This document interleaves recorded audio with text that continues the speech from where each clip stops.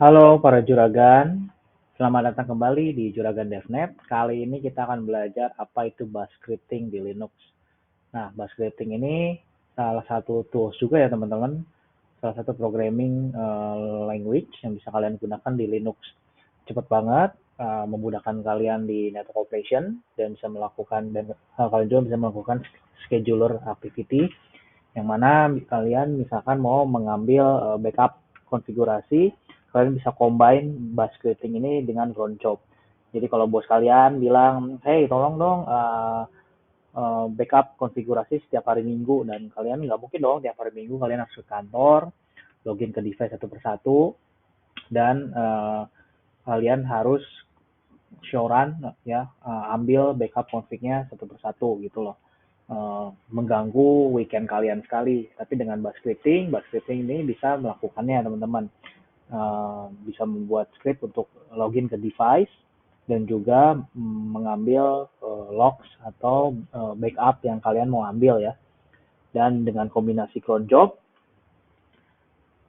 itu bisa kalian lakukan scheduler di server network automation server ini, teman-teman. Nah, yang belum nonton apa itu cron job dan gimana cara bikin cron job ya, menjalankan cron job, kalian bisa coba tonton video sebelumnya ya teman-teman. Kalian cukup ketikkan YouTube Juragan DevNet. Di sana ada video list tentang cron job. Kalian klik aja, kalian pelajari, baru kalian belajar uh, lanjut belajar bash scripting. Nah, tapi sebelum kita mulai, teman-teman, jangan lupa untuk like video ini kalau kalian suka dan subscribe videonya agar saya semakin semangat untuk membuat video-video edukasi tentang DevNet. Yuk, langsung aja kita mulai belajar apa itu bash scripting. Apa itu bash scripting atau bash shell ya? Memungkinkan kalian untuk berinteraksi dengan komputer atau server kalian sendiri. Bash scripting memungkinkan kalian untuk membuat script untuk dijalankan secara otomatis atau bahkan untuk mengotomasi perangkat kalian. Nah, si bash shell ini sebenarnya memerintah komputer kalian untuk melakukan apa yang kalian mau. Misalkan login ke device, ambil show run, show command, atau show API interbrief dari device ya, sesuai dengan yang kalian mau. Bahkan melakukan upgrade pun bash script bisa melakukannya teman-teman. Nah, kenapa sih harus pakai bash scripting? Kenapa? Kan ada Python. Nah, nggak semua automation yang itu dilakukan itu harus menggunakan Python, teman-teman. Karena lihat aja dari sini ya, untuk bash shell untuk melihat file misalkan, bash shell ini hanya butuh dua line comment aja, sedangkan Python membutuhkan 3 comment. Kadang bash script ini untuk melakukan hal yang sama dengan apa yang Python lakukan, bash scripting ini bisa meminimalisir atau lebih sedikit lines programmingnya dibandingkan Python, yang mana berarti uh, semakin sedikit lines, aplikasi kalian prosesnya menjadi lebih cepat gitu teman-teman. Nah, hari ini kita akan belajar nih bagaimana membuat output di bash scripting, membuat input, apa itu function di bash scripting, membaca teks, menulis teks. Nah, menulis teks ini kalau kalian mau uh, menyimpan logs ya, misalkan setelah membuat komen, kalian mau bikin nih, setelah kalian mengambil backup ya, mengkolek data yang kalian mau, misalkan show comment, show run apapun itu, dan kalian mau menulis ke new file yang baru, kalian bisa menggunakan write text file. Dan ada lagi yang namanya selection. Selection ini if else ya. If else, jika A maka jawabannya B, jika C maka jawabannya D, seperti itu. Dan for loop. Sebenarnya ada loop lain di bash scripting, yaitu menggunakan while loop ya. Tapi saya lebih suka menggunakan si while loop ini. Oke, langsung aja kita praktek ya teman-teman. Nah, yang pertama harus dilakukan adalah kalian membuat script bash filenya ya teman-teman. Di sini ada script.sh yang saya buat, itu masih kosong nih teman-teman, belum ada apa-apanya. Bahkan nggak bisa dieksekusi. Ya, masih ingat kenapa ini error? Ya, error karena kalau kalian lihat ini nggak ada X-nya, berarti nggak boleh dieksekusi. Cara agar file bisa dieksekusi bagaimana? Kalian ketikkan chmod 755 script.sh ya. Berarti saya boleh mengeksekusi, sedangkan yang lain itu tidak boleh mengeksekusi. Nah, buat kalian yang bingung dengan apa yang saya omongin, kalian tonton video-video sebelumnya dari Juragan DevNet tentang manage permission. Bagaimana membuat file executable atau bisa di-execute ya teman-teman. Nah, setelah ini, nah kita lihat script.sh. Nah, sekarang udah X ya. Udah X. Jadi orang lain nggak bisa merubah filenya karena nggak ada way-nya, tapi bisa ikut mengeksekusi file ini gitu. Nah, kita coba modify script.sh. Nah, yang pertama kali kalian lakukan adalah kalian harus mendefine. Nah, saya akan menjalankannya di bin bash shell ya. Setelah itu, yang paling pertama adalah bagaimana kalian menampilkan komen atau string atau teks yang kalian mau atau output di bash scripting. Nah, untuk output kalian bisa coba mengetikkan seperti ini teman-teman. Saya rubah dulu ke putih ya teman-teman biar memudahkan kalian melihatnya. Kayak ini pusing banget, warnanya gelap banget. Emulation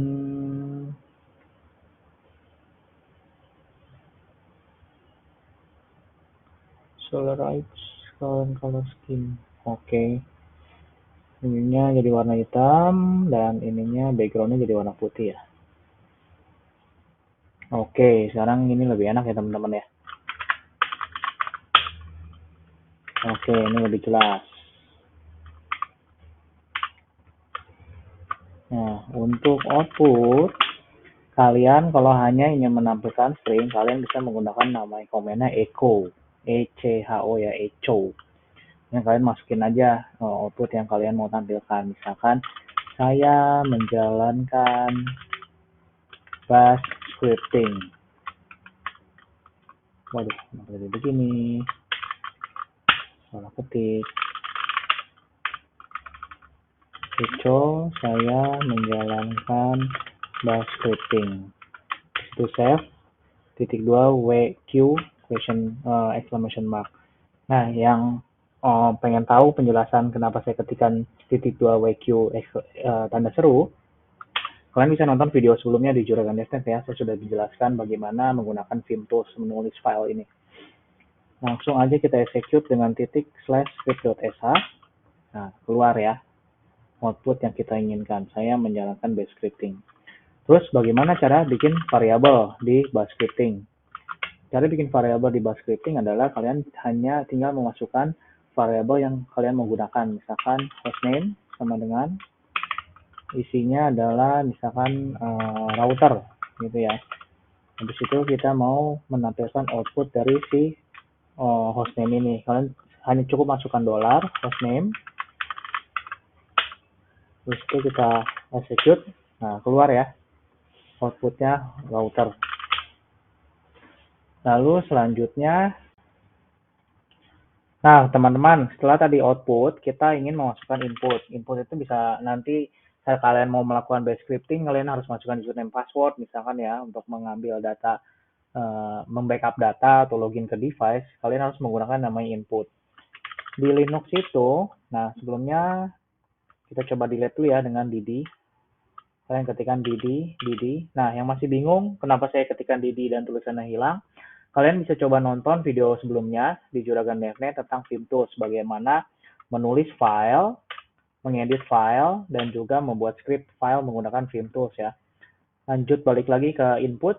Nah, untuk menggunakan input di bash scripting Linux, kalian bisa mengetikkan read ya. Langsung nama variabelnya. Tapi di sini kalian bisa menggunakan from juga. Misalkan kalian mau masukkan username. Nggak pakai $, langsung masukin nama variabelnya username. Atau masukin user deh biar nggak bingung. Nah, setelah itu kalian mau menampilkan hasil variabelnya dari si user. Kalian ketikkan echo, ketik script teksnya misalkan selamat datang Pak gitu ya. Habis itu kalian mau tampilkan variabel dari si user, yaitu menggunakan $. Setiap memanggil variabel di bash scripting, kalian harus menggunakan $. Langsung aja kita tes lagi. Scripting. Kita masukkan username-nya Juragan DevNet misalkan. Nah, selamat datang Pak Juragan DevNet di sini ya. Ini dipanggil. Selain itu, kalian bisa juga langsung memasukkan 2 atau 3 atau 10 variabel sekaligus. Misalkan kayak gini, teman-teman. Kita coba hapus lagi dengan mengetikkan dd ya. I untuk insert. Nah, kita masukkan misalkan read -p, saya butuh prompt sintak. Sebutkan 3 HP favorit Anda. Nah, setelah itu kalian masukkan variabelnya. Saya masukkan HP1, HP2, HP3. Gitu ya. Terus kalian mau menampilkannya echo handphone pertama. Panggil variabel HP1, echo handphone kedua. Panggil variabel HP2, dan yang ketiga handphone ketiga. Panggil variabel HP ketiga. Nah, langsung kita execute dengan /script.sh. Nah, kita masukkan nih, misalkan saya masukin iPhone, Android, apalagi BB. Nah, lihat ya. Variabel pertama saya masukkan iPhone, handphone pertama iPhone, handphone kedua Android, dan handphone ketiga BB. Itu adalah contoh dari input, teman-teman. Nah, selain itu, kalian harus belajar juga namanya function. Kita hapus dulu, dd. Nah, function ini sangat amat membantu buat kalian memanggil atau menjalankan aplikasi untuk mencegah kalian menjalankan aplikasi yang berulang. Nah, kalian hanya cukup memanggil functionnya aja. Contohnya kayak gimana? Contohnya kayak gini. Cara membuat function adalah misalkan saya mau namain functionnya ospf function. Ini ya, teman-teman. Masukkan di sini misalkan ini adalah function untuk ospf. Misalkan kayak gitu ya. Nah, cara memanggil function bagaimana di bash scripting, kalian tinggal ketikkan aja nama functionnya. Ini simple script. Nah, langsung keluar hasil dari isi dari function ospf. Nah, isi dari ospf functionnya yaitu ini adalah function untuk ospf gitu ya, teman-teman. Terus gimana kalau kalian punya nilai, punya value yang pengen kalian pass atau masukkan ke bukan dilewatkan ya, dikirim ke function. Caranya adalah kalian hanya cukup masukkan $1 berarti array value 1 dan value yang kedua.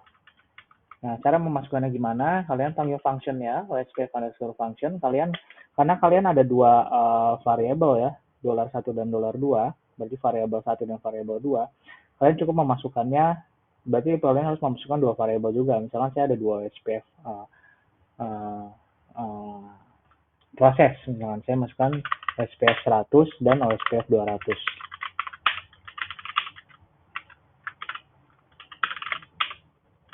Kita lihat komennya dulu.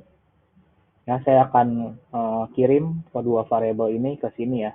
Jadi tampilannya harusnya adalah ini adalah function untuk ospf 100 dan ospf 200. Ya, gini caranya teman-teman. Ini adalah function untuk ospf 100 dan 200. Oke. Ya, itu adalah fungsi dari function. Nah, selain itu kita ada juga fungsi namanya if else. If else itu untuk memilih jika A maka hasilnya outputnya akan B gitu ya. Jika C maka outputnya akan D. Misalkan kayak gini teman-teman. Saya hapus dulu. D. Misalkan kayak gini teman-teman ya. Saya mau bikin aplikasi.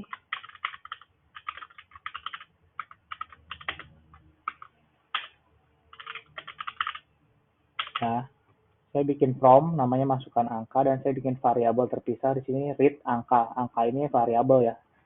Input variabel input yang nantinya akan jadi variabel angka. Nah, saya pengen ngetes angka yang saya masukkan itu apa sih? 0 kah, ganjil kah, atau genap kah? Nah, caranya adalah kita bikin if dolar angka sama dengan 0, dan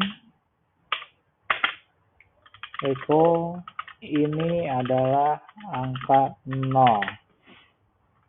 Gitu ya teman-teman ya. Jadi di sini apabila ada yang memasukkan 0, match ya, angka read-nya kan input ya. Read inputnya kalian masukkan 0, berarti nilai value si angka ini adalah 0. 0 sama dengan 0, maka dia akan mencetak ini adalah angka 0. Terus gimana kalau misalkan ada orang yang memasukkan angka 2? Nah, kita bisa masukkan elif kondisi kedua, yaitu angka angka modulus 2 sama dengan 0. Ini ya teman-teman ya. Lalu saya akan bilang echo ini adalah angka genap. Kenapa angka genap? Karena angka itu apabila dimodulus, oke, dengan angka 2 dan hasilnya 0, maka itu adalah angka genap. Contohnya 4. 4 modulus 2 itu sama dengan 0. Maka angka 4 adalah angka genap. Nah, selain itu, karena saya nggak mau bikin fungsi lain lagi, kalian hanya cukup untuk yang ganjil, saya nggak perlu bikin operator kayak gini ya. Karena itu akan otomatis masuk ke else. Di else, saya hanya bilang echo ini adalah angka ganjil. Dan jangan lupa untuk ditutup VI. Jadi kalian buka dengan if, dan kalian tutup dengan VI. Jangan lupa di save dengan titik 2 WQ tanda seru. Kita lihat scriptnya dulu. Oke, udah ke save ya teman-teman. Kita jalankan scriptnya. Saya masukkan angka 0. Ya, ini adalah angka 0. Saya masukkan angka 2. Nah, angka 2 adalah genap ya teman-teman. Dan saya masukkan angka 5. Nah, angka 5 adalah ganjil. Nah, itu salah satu contoh dari if else atau if statement di bash scripting. Nah, yang kedua adalah selanjutnya adalah bagaimana kalian membaca file, menulis file, dan melakukan looping, for loop. For loop ini dilakukan untuk nantinya kalian bisa mengambil backup data dari banyak device atau kalian bisa mengkonfigurasi banyak device menggunakan for loop atau perulangan ini. Yang pertama adalah read file. Nah, untuk read file itu sendiri ya teman-teman, kita hapus dulu Nah, untuk read file sebenarnya kalian cukup mengetikkan ini aja teman-teman. Variabelnya dolar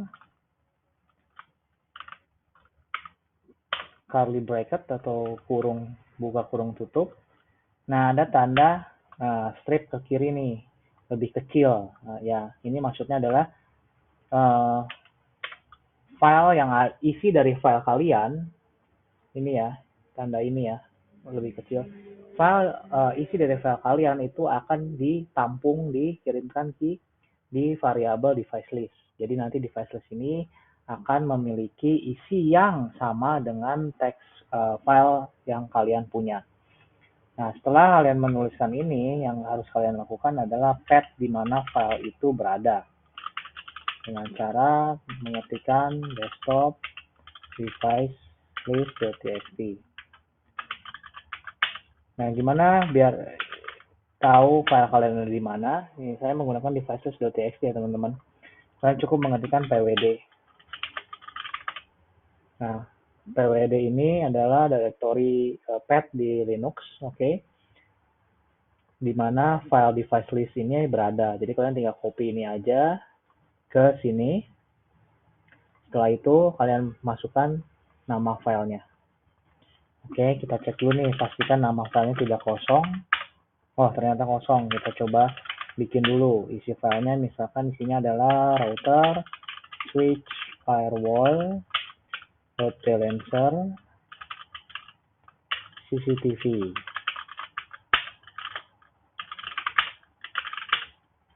Nah, kita coba jalankan scriptnya.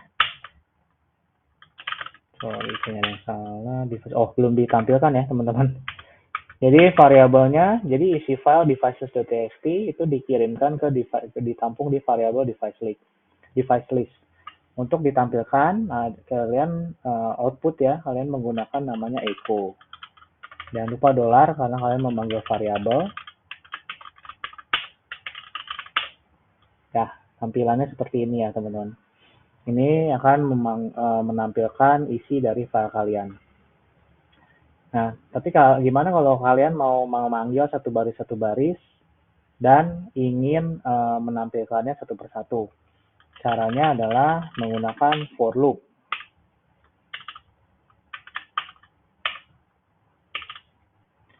Nah, ini variabelnya sudah di device list. Nah, kalian bisa menggunakan namanya for loop. For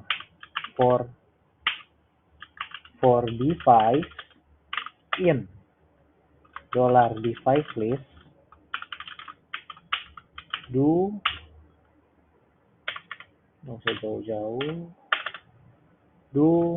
echo device. Jangan lupa diketikkan dan. Maksud dari komen ini adalah untuk setiap device, variable device ya. Ini kalian buat device sendiri di dalam device list. Oke.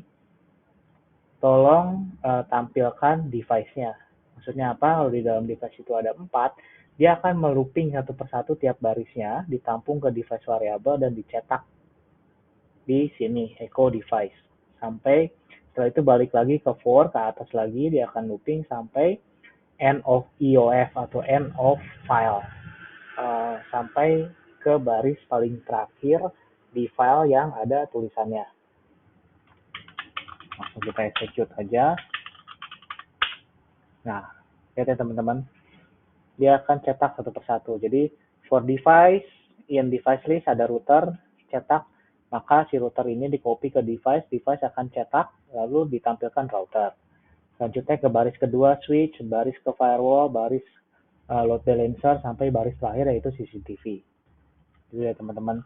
Terus gimana kalian, misalkan kalian login ke device, misalkan kalian collect show IP INT brief, show comment, dan lain-lain ya. Misalkan kalian mau melakukan upgrade nih. Pastikan kalian melakukan pre-checking dan post-checking dong. Nah, pre-checking kalian isinya misalkan show run, show IP INT brief, show IP OSPF neighbor, dan lain-lain.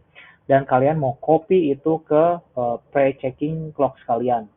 Nah, setelah upgrade pun kalian ingin copy hasil tersebut ke post-checking kalian untuk memastikan setelah pre-checking dan post-checking resultnya sama. Misalkan interface yang up itu sama ya, ada 20 sebelum dan sesudah pun port yang up tetap ada 20, misalkan kayak gitu.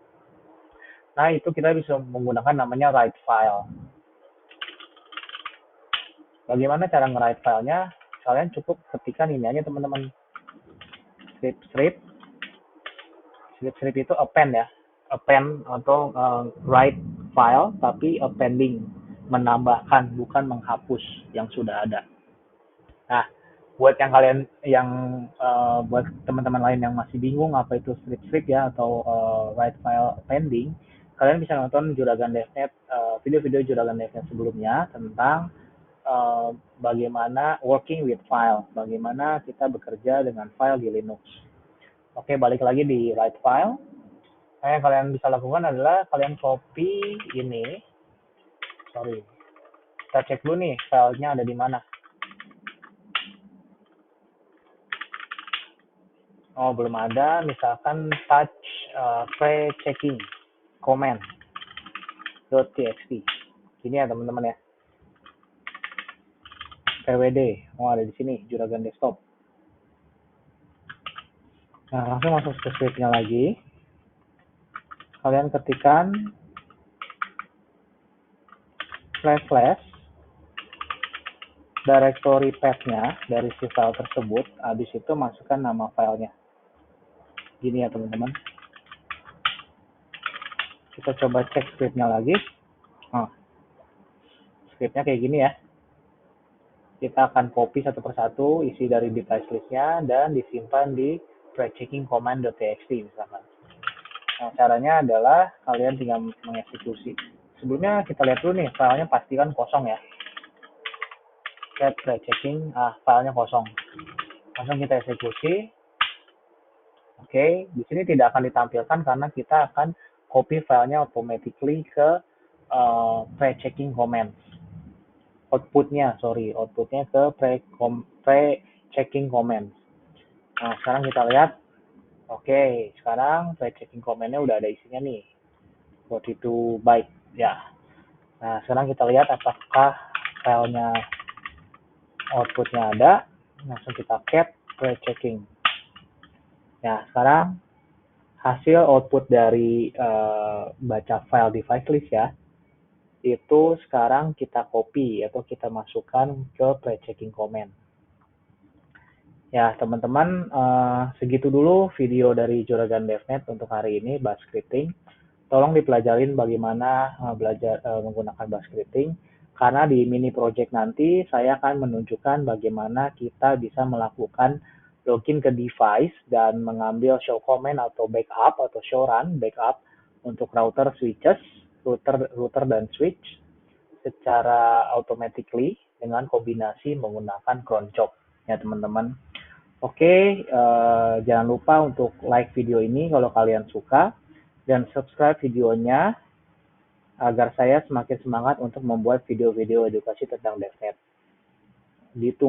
Mohon ditunggu video selanjutnya adalah mini project yang bisa kalian implementasikan langsung di perusahaan ataupun di lab kalian.